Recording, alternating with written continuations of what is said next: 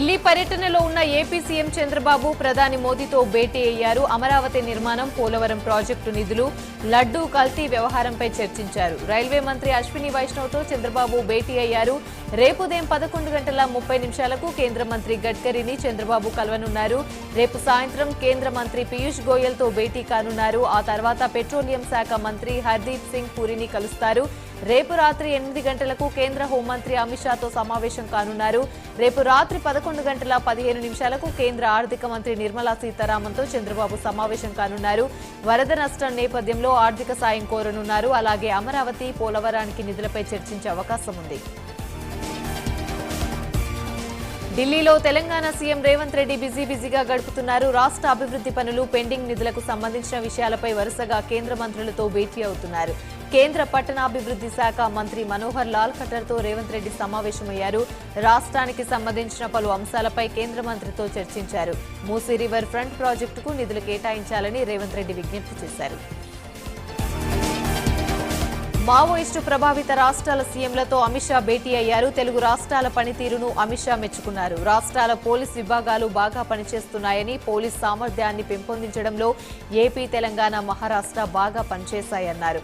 Maoist ప్రభావిత రాష్ట్రాలపై దృష్టి పెట్టామన్నారు. Maoist తీవ్రవాదం తుది దశకు చేరిందని, 2024లో 202 మంది మావోలు మృతి చెందారని తెలిపారు. ప్రధాని మోదీతో మాల్దీవుల అధ్యక్షుడు మోయిచుతో భేటీ అయ్యారు. పలు అంశాలపై ఇద్దరు నేతలు చర్చించారు.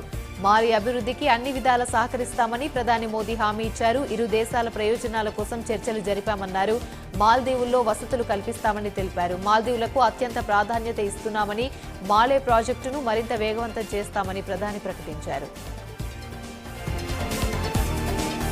ప్రధాని మోదీ విదేశీ పర్యటనలపై సిపిఐ సీనియర్ నేత నారాయణ ట్వీట్ చేశారు. మోదీ విదేశీ పర్యటనలన్నీ నిష్ప్రయోజనమైనవి అన్నారు.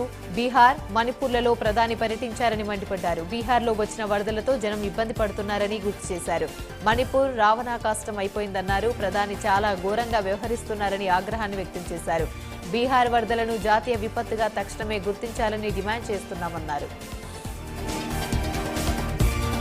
భారత ప్రధాని నరేంద్ర మోదీకి ఏపీ డిప్యూటీ సీఎం పవన్ అభినందనలు తెలిపారు. 23 సంవత్సరాల సుదీర్ఘ ప్రజా జీవితం పూర్తి చేసుకున్న సందర్భంగా మోదీకి మనస్ఫూర్తిగా అభినందనలు తెలుపుతున్నానన్నారు.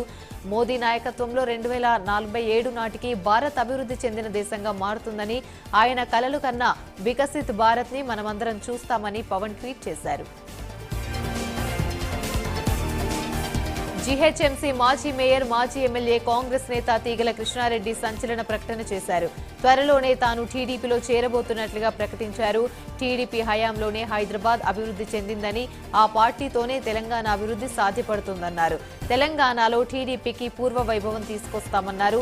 తనతో పాటు పలువురు నేతలు కూడా టీడీపీలో చేరేందుకు సిద్ధంగా ఉన్నారన్నారు. హైదరాబాద్ లో ఏపీ సీఎం చంద్రబాబు, తీగల కలిశారు. బీఆర్ఎస్ ఎమ్మెల్యేలు మల్లారెడ్డి, ఆయన అల్లుడు మర్రి రాజశేఖర్ రెడ్డి కూడా చంద్రబాబుతో భేటీ అయ్యారు. తన మనవరాలి పెళ్లికి చంద్రబాబును ఆహ్వానించేందుకే కలిశామని మల్లారెడ్డి తెలిపారు. తెలంగాణ ప్రభుత్వం కీలక నిర్ణయం తీసుకుంది. హెచ్ఎండిఏ పరిధిలోని చెరువులను సమగ్ర సర్వే చేయాలని ప్రభుత్వం ఆదేశాలిచ్చింది. 3 నెలల్లో విచారణ పూర్తి చేయాలని ఇరిగేషన్, రెవెన్యూ అధికారులకు ఆదేశాలు జారీ అయ్యాయి. గ్రేటర్ హైదరాబాద్లోని చెరువుల విస్తీర్ణం, బఫర్ జోన్, ఎఫ్టీఎల్లపై సమగ్ర సర్వే చేయాలని ఉత్తర్వుల్లో పేర్కొంది. సర్వే పూర్తయ్యాక చెరువుల పూర్తి వివరాలను వెబ్సైట్లో ఉంచనున్నట్టుగా తెలుస్తోంది. హైదరాబాద్ గాంధీ భవన్లో టీపీసీసీ అధ్యక్షుడు మహేష్ కుమార్ గౌడ్ ఆధ్వర్యంలో మంత్రులతో ముఖాముఖి కార్యక్రమాన్ని నిర్వహించారు. ఈ కార్యక్రమంలో మంత్రి తుమ్మల నాగేశ్వరరావు పాల్గొన్నారు. తాము నిత్యం రైతులతో తిరుగుతున్నామని, తెలంగాణలో రుణమాఫీ ప్రధాని మోదీకి కనిపించడం లేదా అని మంత్రి తుమ్మల ప్రశ్నించారు. బీజేపీ పాలిత రాష్ట్రాల్లో రుణమాఫీ చేశారా అని తుమ్మల నిలదీశారు. రాష్ట్రంలో అధికారం కోల్పోయిన బాధ ఒకరిదైతే అధికారంలోకి రావాలనే బాధ ఇంకొకరిదని బీఆర్ఎస్ ను ఉద్దేశిస్తూ మంత్రి విమర్శించారు. హైదరాబాద్ ప్రజాభవన్లో సింగరేణి కార్మికులకు బోనస్ చెక్కులను పంపిణీ కార్యక్రమం నిర్వహించారు. ఈ కార్యక్రమంలో డిప్యూటీ సీఎం బట్టి విక్రమార్క పాల్గొని కార్మికులకు చెక్కులను పంపిణీ చేశారు. 2023 నుంచి 24 సంవత్సరానికి సింగరేణికి 2412 కోట్ల లాభం వచ్చిందని, అందులో 33% అంటే 796 కోట్లను కార్మికులకు బోనస్ గా ప్రభుత్వం ప్రకటించిందని తెలిపారు. హైడ్రా పేరుతో ప్రభుత్వంపై నిరాధార ఆరోపణలు చేస్తున్నారని డిప్యూటీ సీఎం బట్టి విక్రమార్క అన్నారు. ప్రజలకు మేలు చేయాలి అన్నదే తమ ప్రభుత్వ లక్ష్యమని తెలిపారు. మూసీ విషయంలో ఎవరికి వ్యక్తిగత అజెండాలు లేవని తెలిపారు. నగరంలో చాలా చెరువులు, పార్కులు కబ్జాకు గురయ్యాయని, చెరువుల ఆక్రమణ హైదరాబాద్కు పెను ప్రమాదమని బట్టి తెలిపారు. తెలంగాణలో రియల్ ఎస్టేట్ రంగం కుప్పకూలిందని ఆందోళన వ్యక్తం చేస్తూ బీఆర్ఎస్ వర్కింగ్ ప్రెసిడెంట్ కేటీఆర్ సామాజిక మాధ్యమం ఎక్స్లో ట్వీట్ చేశారు.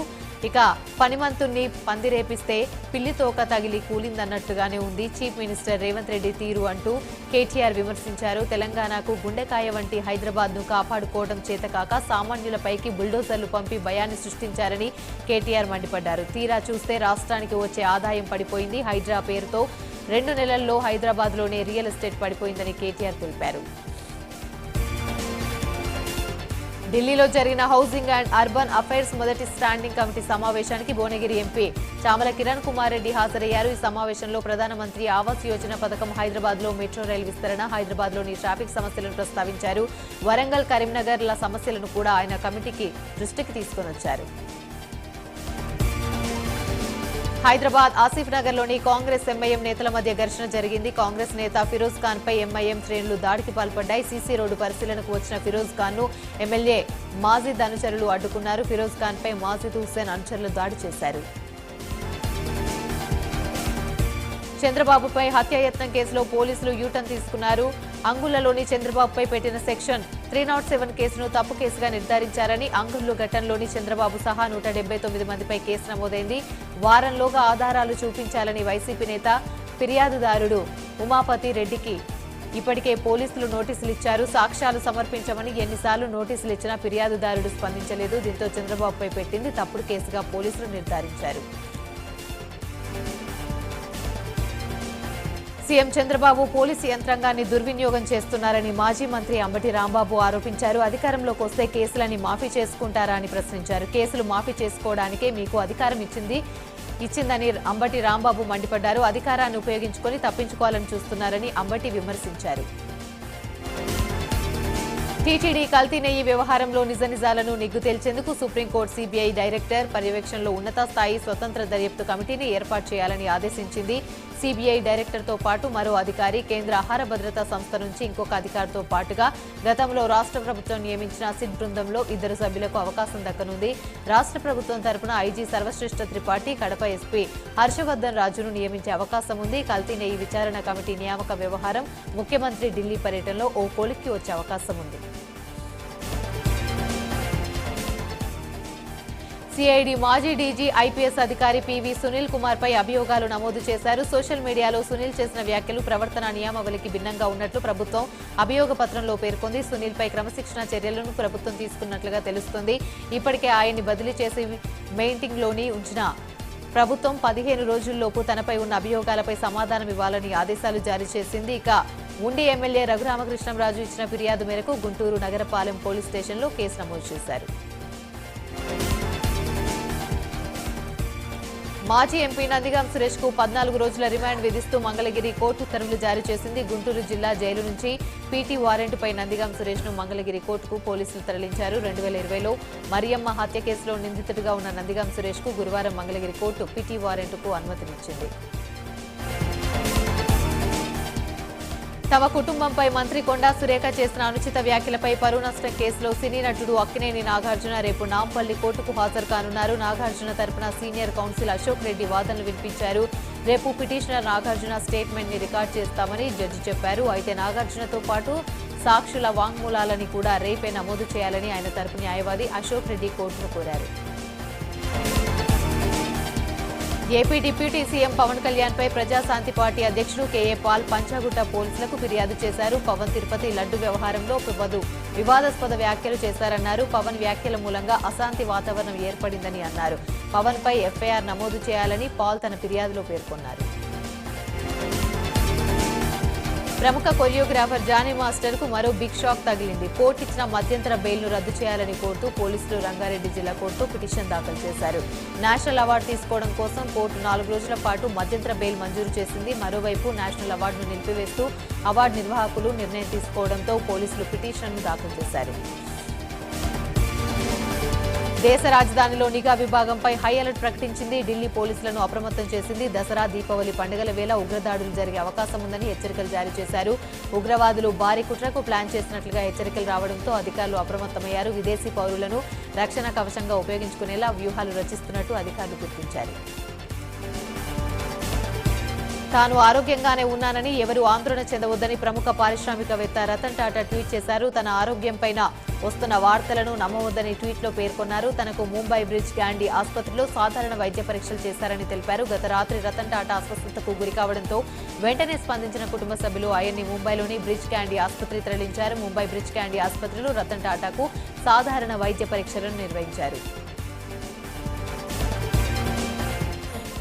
జనగామ జిల్లాలోని స్టేషన్ గన్పు రిజర్వాయర్లో ఉచిత చేప పిల్లలను పంపిణీ కార్యక్రమాన్ని నిర్వహించారు. ఈ కార్యక్రమంలో ఎమ్మెల్యే కడియం శ్రీహరి, ఎంపీ కడియం కావ్య పాల్గొని చేప పిల్లలను పంపిణీ చేశారు. గత పాలకులు కేవలం తినడానికి, తాగడానికి మాత్రమే పనిచేశారని కడియం కావ్య విమర్శించారు. ఉప ఎన్నికల్లో గెలుస్తామని బీఆర్ఎస్ నేతల్లో ఊహల్లో బతుకుతున్నారన్నారు.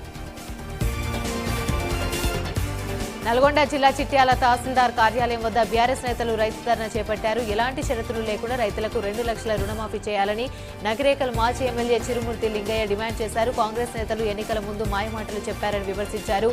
ఓట్లు వేయించుకుని రైతులను నిండా ముంచారని మండిపడ్డారు. రైతు భరోసా కింద ఎకరానికి 15,000, అన్ని రకాల వడ్లకు 500 రూపాయల బోనస్ ఇవ్వాలని చిరుమూర్తి లింగయ్య డిమాండ్ చేశారు. కాకినాడ జిల్లా పిఠాపురంలో కోఆపరేటివ్ బ్యాంక్ ఎలక్షన్లోని కూటమి విజయం సాధించింది. ఎన్నికలను జనసేన నాయకులు మారెడ్డి శ్రీనివాస్, తుమ్మల బాబు, తుమ్మలపల్లి రమేష్ పర్యవేక్షించారు. ఎలక్షన్లో 5కి 5 డైరెక్టర్స్ ని జనసేన గెలుచుకుంది. దీంతో జన సైనికులు సంబరాలు చేసుకున్నారు. కాకినాడ ఎంపీ ఉదయ్ శ్రీనివాస్ కూటమి ప్రభుత్వానికి శుభాకాంక్షలు తెలియజేశారు. పల్నాడు జిల్లా నరసరావుపేటలోని ఎమ్మెల్యే చదలవాడ అరవింద్ బాబు ఆధ్వర్యంలో కృష్ణా, గుంటూరు పట్టుభద్రుల ఎమ్మెల్సీ ఎన్నికలపై సమావేశం నిర్వహించారు. ఈ కార్యక్రమంలో కొమ్మాలపాటి శ్రీధర్, ఆలపాటి రాజేంద్ర ప్రసాద్ కూటమి నేతలు పాల్గొన్నారు. ఎమ్మెల్సీ అభ్యర్థిగా ఆలపాలటి గెలిపించుకోవాలని కూటమి నేతలు పిలుపునిచ్చారు. ఆంధ్రప్రదేశ్ రాష్ట్ర సివిల్ సప్లైస్ చైర్మన్ తోట సుధీర్ ప్రమాణ స్వీకారం చేశారు. ఈ కార్యక్రమానికి మంత్రి నాదెండ్ల మనోహర్, జగ్గంపేట జనసేన ఇన్ఛార్జి తుమ్మలపల్లి రమేష్ హాజరై తోట సుధీర్ కు అభినందనలు తెలియజేశారు. పశ్చిమ గోదావరి జిల్లా భీమవరంలోని కుట్టు మిషన్లు పంపిణీ కార్యక్రమాన్ని నిర్వహించారు. కాపు బలిజ సంక్షేమ సేన ఆధ్వర్యంలో విశ్వ బలిజ, కాపు, తెలగ, ఒంటరి, తూర్పు కాపు సంఘాల సహకారంతో కుట్టు మిషన్లను అందజేశారు. ఈ కార్యక్రమానికి ముఖ్య అతిథులుగా మంత్రి తుమ్మల రామానాయుడు, ఎమ్మెల్యే పులపర్తి రామాంజనేయులు హాజరయ్యారు. కోప ఆధ్వర్యంలోని శిక్షణ తీసుకున్న 70 మంది మహిళలకు కుట్టు మిషన్లను అందజేశారు. కాపులందరూ ఐకమత్యంగా కలిసిమెలిసి ఉంటే 2029లో రాజ్యాధికారం చేజక్కుతుందన్నారు. నరసరావుపేటలోని జిల్లా కలెక్టర్లోని కలెక్టర్ అరుణ్ బాబు, ఎస్పీ శ్రీనివాసరావు సమావేశం నిర్వహించారు. జిల్లాలోని 6 ఇసుక రిచ్లలోని ఇసుక అందుబాటులో ఉంటుందని కలెక్టర్ తెలిపారు. స్టాక్ పాయింట్ వరకు ఇసుక తరలింపు కోసం త్వరలోనే టెండర్లకు పిలుస్తామన్నారు. స్టాక్ పాయింట్ల నిర్వహణ, రవాణా ఖర్చు ప్రజలు చెల్లించాలని తెలిపారు. ఇసుకను అక్రమంగా నిల్వ చేసి అమ్ముకుంటే మాత్రం కఠిన చర్యలు తప్పవని జిల్లా కలెక్టర్ అరుణ్ బాబు హెచ్చరించారు.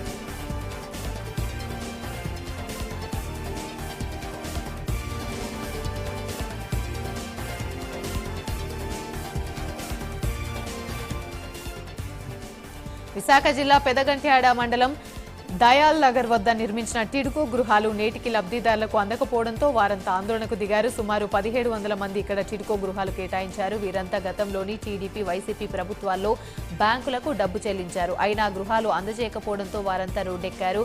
ఎన్నో ఏళ్ల నుంచి తామంతా టిడ్కో గృహాల కోసం ఎదురు చూస్తున్నారని, ఇంటి తాళాలు ఇవ్వకుండానే బ్యాంకుల నుంచి ఒత్తిడి పెరుగుతుందని ఆందోళన వ్యక్తం చేశారు. అల్లూరి జిల్లాలో విద్యాశాఖకు చెందిన 3 ఉద్యోగులపై అట్రాసిటీ కేసు నమోదైంది. ఈ నెల 3న సుజాత సాల్మన్ అనే గిరిజన మహిళ తన భర్త దేవదాస్తో కలిసి పాడేరు డీఈఓ కార్యాలయానికి వెళ్లింది. ఆ సమయంలోనే తనతో ఏడీ వినయ్ మోహన్, జూనియర్ అసిస్టెంట్లు వినీల్, వీరబాబులు కించపరిచేలా ప్రవర్తించారని సుజాత సల్మాన్ పోలీసులకు ఫిర్యాదు చేసింది. ఇక వారిపై కఠిన చర్యలు తీసుకోవాలని డిమాండ్ చేసింది. విమ్స్ ఆసుపత్రిలో ఇటీవలే కాలంలో అరుదైన శస్త్రచికిత్సలను విజయవంతంగా చేసినట్లు ఆసుపత్రి డైరెక్టర్ రాంబాబు తెలిపారు. గుండెపోటుతో వచ్చిన వ్యక్తికి 55,000 రూపాయల ఇంజెక్షన్ ఇవ్వడం ద్వారా 2 గంటల్లో పరిస్థితి మెరుగుపడిందని తెలిపారు. న్యూరో సర్జరీ విభాగంలో తొలిసారిగా ఒక మహిళకు మినిమల్ ఎండోస్కోపిక్ సర్జరీ జరిగిందని తెలిపారు. వారంలో 2 రోజులు క్యాన్సర్ రోగులకు చికిత్స చేస్తున్నామని తెలిపారు. గుంటూరు జీజీహెచ్లోని మగ శిశువు అపహరణ కేసులో పోలీసులు విజయం సాధించారు. క్రోసూరు మండలం క్రోసూరు అడ్డరోడ్డు వద్ద ఆటోలో ప్రయాణిస్తున్న నిందితులను పోలీసులు గుర్తించారు. వారి నుంచి బాబుని రక్షించారు. ముగ్గురిని అదుపులోకి తీసుకున్నారు. శిశువుతో పాటు నిందితులను తొలుత సత్తెనపల్లికి, అటు తర్వాత గుంటూరు జీజీహెచ్కి తరలించారు.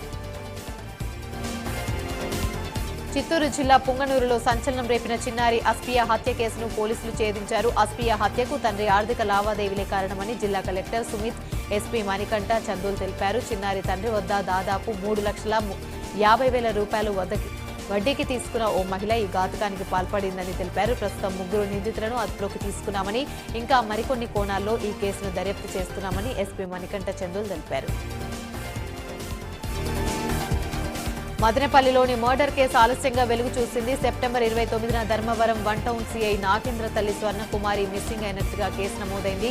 అయితే స్వర్ణకుమారి నగలను వెంకటేష్ అనే వ్యక్తి బ్యాంకులో తాకట్టు పెట్టినట్లు తేలడంతో పోలీసులు అతని కోసం గాలింపు చర్యలు చేపట్టారు. ఎట్టకేలకు వెంకటేష్ ను అదుపులోకి తీసుకున్నారు. స్వర్ణకుమారుణ్ణి నిందితుడు వెంకటేష్ హత్య చేశాడని పోలీసులు తెలిపారు. బాపట్ల జిల్లాలో ప్రేమోన్మాది దారుణానికి పాల్పడ్డాడు. చెరుకుపల్లి మండలం కనగాల గ్రామంలో తన ప్రేమను అంగీకరించడం లేదంటూ భార్గవరెడ్డి అనే యువకుడు యువతి ఇంటికి వెళ్లి చాకుతో దాడి చేశాడు. ఈ దాడిలో యువతి, ఆమె తల్లిదండ్రులు గాయపడ్డారు. బాధితులు రేపల్లె ప్రభుత్వ ఆసుపత్రిలో చికిత్స పొందుతున్నారు. పోలీసులు కేసు నమోదు చేసి దర్యాప్తు చేస్తున్నారు.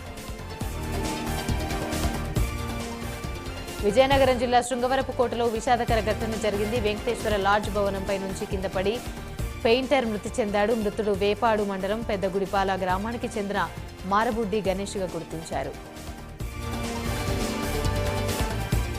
అల్లూరి జిల్లా చింతూరులోని మెట్టగూడెం అటవీ ప్రాంతంలో విషాదం చోటు చేసుకుంది. కుంబింగ్లో ఉన్న సీఆర్పీఎఫ్ ఏఎస్ఐ తిరునావక్ అరసు విద్యుత్ షాక్తో మరణించాడు. విధుల్లో ఉండగా ప్రమాదవశాత్తు వైర్లు తగిలి ఏఎస్ఐ మృతి చెందాడు. మృతదేహాన్ని చింతూరు ఏరియా ఆసుపత్రికి తరలించారు. తిరునావక్ అరసును సీఆర్పీఎఫ్ 42 బెటాలియన్కి చెందిన వారిగా గుర్తించారు. నిజామాబాద్ జిల్లా ఉద్మీర్ గల్లీలో దారుణం చోటు చేసుకుంది. 30 గొర్రెలు ఆస్తి కోసం భర్త శంకర్ ను భార్య చిన్నమ్మ, అల్లుడు రవి కలిసి చంపేశారు. సమాచారం అందుకున్న పోలీసులు సంఘటన స్థలానికి చేరుకుని కేసు నమోదు చేసి దర్యాప్తు చేస్తున్నారు. మేడ్చల్ పోలీస్ స్టేషన్ పరిధిలోని కండ్లకోయ గ్రామంలో విద్యుత్ షాక్ తగిలి 2 కార్మికులు మృతి చెందారు. హిందుస్థాన్ యూనిలివర్ లిమిటెడ్ కంపెనీలో ఇనుప నిచ్చెన 11 kV వైర్కు తగలడంతో విద్యుత్ షాక్తో 6 కార్మికులు గాయపడ్డారు. వారిని చికిత్స కోసం ఆసుపత్రికి తరలించగా వారిలో 2 మృతి చెందారు. మేడ్చల్ పోలీసులు కేసు నమోదు చేసి దర్యాప్తు చేస్తున్నారు. వికారాబాద్ జిల్లా తాండూరులో విషాదం చోటు చేసుకుంది. నర్సింగ్ హోంలో 5 నెలల గర్భిణి మృతి చెందింది. అక్షిత అనే మహిళ కడుపులో ఉన్న శిశువును వెన్నుముక సమస్య ఉందని, శిశువును తొలగించడమే మంచిదని పలు ఆసుపత్రుల్లో వైద్యులు తెలిపారు. దీంతో అక్షిత ఇంట్లో వాళ్ళ అనుమతితోనే నర్సింగ్ హోం సంప్రదించింది. వైద్యులు శిశువును తొలగించే క్రమంలో అక్షిత మృతి చెందింది. దీంతో ఆమె కుటుంబ సభ్యులు ఆందోళన వ్యక్తం చేస్తున్నారు. వైద్యుల నిర్లక్ష్యం వల్లే అక్షిత మృతి చెందిందని ఆరోపిస్తున్నారు. రంగారెడ్డి జిల్లా మీర్పేట్ పిఎస్ పరిధిలోని ఘోర రోడ్డు ప్రమాదం జరిగింది. నందనవనం టీకేఆర్ దగ్గర ఉన్న బైక్ ను లారీ ఢీకొట్టింది. ప్రమాదంలో బైక్ పై ప్రయాణిస్తున్న 2 రోడ్డుపై పడిపోగా వారిపై నుంచి లారీ వెళ్లింది. దీంతో 2 అక్కడికక్కడే మరణించగా ఘటనా స్థలానికి చేరుకున్న పోలీసులు కేసు నమోదు చేసి దర్యాప్తు చేపట్టారు. ఏపీలో మరోసారి పెద్ద ఎత్తున గంజాయి పట్టుబడింది. కాకినాడ జిల్లా జగ్గంపేట నియోజకవర్గంలో గంజాయిని డీఆర్ఐ బృందం పట్టుకున్నారు. ముంబై నుంచి 2 వాహనాల్లో గంజాయి తరలిస్తుండగా 1.5 విలువ గల 808 కేజీల గంజాయిని గుర్తించారు. పట్టుబడ్డ గంజాయిని సీజ్ చేశారు. గంజాయిని తరలిస్తున్న 3 వ్యక్తులను అరెస్ట్ చేశారు.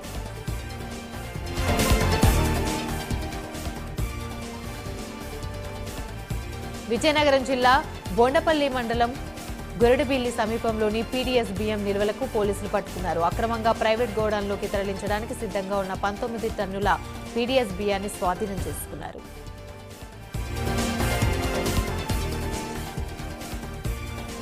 మంచిర్యాల జిల్లాలో పెద్ద ఎత్తున రేషన్ బియ్యం పట్టుబడింది. కన్నెపల్లి, భీముని మండలాల్లోని అక్రమంగా రేషన్ బియ్యం నిల్వ ఉంచారన్న సమాచారంతో పోలీసులు సోదాలు చేపట్టారు. ఈ తనిఖీల్లో 50 క్వింటాల రేషన్ బియ్యాన్ని సీజ్ చేశారు. ఈ ఘటనపై కేసు నమోదు చేసి దర్యాప్తు చేస్తున్నారు. జగిత్యాల జిల్లా ధర్మపురిలోని ఎస్ఐ మహేష్ ఆధ్వర్యంలో వాహనాల తనిఖీలు నిర్వహించారు. నంబర్ ప్లేట్ లేని వాహనాలను పోలీసులు అదుపులోకి తీసుకున్నారు. ట్రాఫిక్ నిబంధనలు పాటించని వాహనాలపై చలాన్లు విధించారు. అలాగే ట్రాఫిక్ నిబంధనలు పాటించని వారిపై చట్టపరమైన చర్యలు తీసుకుంటామని పోలీసులు హెచ్చరించారు. తిరుమల శ్రీవారి బ్రహ్మోత్సవాలు ఎంతో వైభవంగా జరుగుతున్నాయి. 4వ రోజు శ్రీ మలయప్ప స్వామివారు కల్పవృక్ష వాహనంపై ఊరేగుతూ భక్తులకు దర్శనాన్నిచ్చారు. భక్తులు అడుగడుగున కర్పూర హారతులు సమర్పించి మొక్కులు తీర్చుకున్నారు. జ్యోతిష శాస్త్రం చంద్రునికి ప్రతీకగా ముత్యాలను తెలియజేస్తుంది. శ్రీకృష్ణుడు ముక్కుపై మెడలో ముత్యాల ఆభరణాలు ధరించినట్టు పురాణాల్లో ఉంది.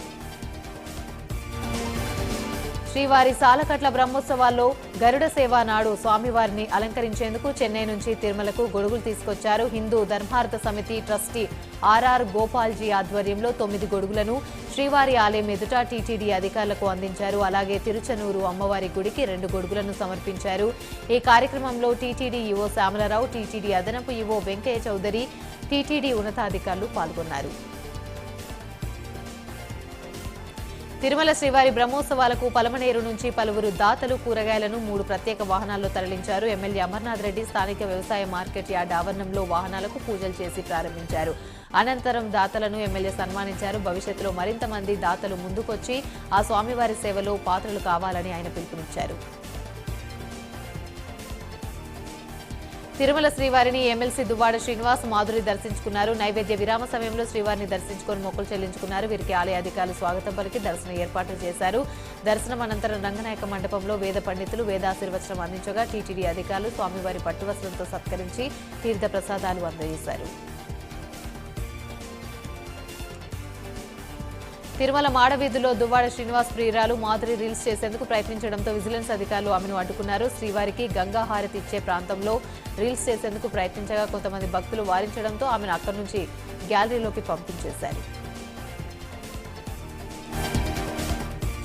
విజయవాడ ఇంద్రకీలాద్రిపై దసరా శరన్నవరాత్రి ఉత్సవాలు ఘనంగా జరుగుతున్నాయి. 5వ రోజు అమ్మవారు మహాచండిగా దర్శనాన్నిచ్చారు. శ్రీ మహాచండి దర్శనం చేసుకోవడానికి భక్తులు పెద్ద ఎత్తున తరలి వచ్చారు. ఆలయానికి వచ్చే భక్తులకు అన్ని రకాల ఏర్పాట్లు చేశామని ఆలయ అధికారులు తెలిపారు.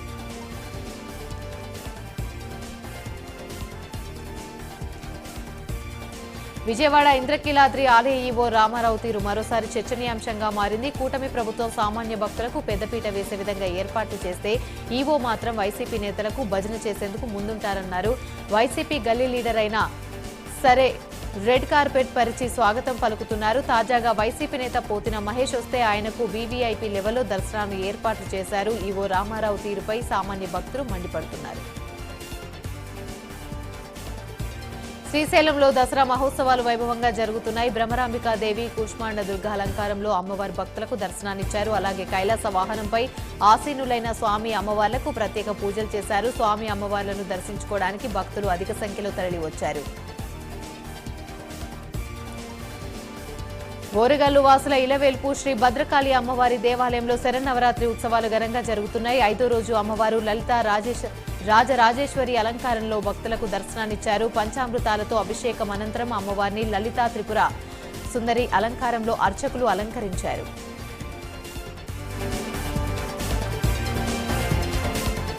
భద్రాచలం శ్రీ సీతారామచంద్ర స్వామివారి సన్నిధిలో కొలువుతీరిన శ్రీ లక్ష్మీ తాయారు అమ్మవారి శరన్నవరాత్రి ఉత్సవాలు ఘనంగా జరుగుతున్నాయి. 4వ రోజు అమ్మవారు ధనలక్ష్మి అవతారంలో భక్తులకు దర్శనమిచ్చారు. అమ్మవారికి అభిషేకం, సామూహిక కుంకుమార్చన కార్యక్రమాలను ఆలయ అధికారులు నిర్వహించారు. అమ్మవారికి సెమి పూజ, ఆయుధ పూజ, శ్రీరామలీల మహోత్సవ పూజ కార్యక్రమాలను ఆలయ అధికారులు ఘనంగా నిర్వహించారు. విజయనగరం జిల్లా బొండపల్లి మండలం ముద్దూరులోని బంగారమ్మ తల్లి అమ్మవారికి విగ్రహ ప్రతిష్ఠ మహోత్సవాన్ని నిర్వహించారు. ఈ కార్యక్రమంలో మంత్రి కొండపల్లి శ్రీనివాస్ పాల్గొన్నారు. ఈ ప్రతిష్టను తిలకించడానికి పెద్ద ఎత్తున భక్తులు తరలివచ్చారు. అమ్మవారి నామస్మరణంతో ఆలయ ప్రాంగణం మారుమోగింది.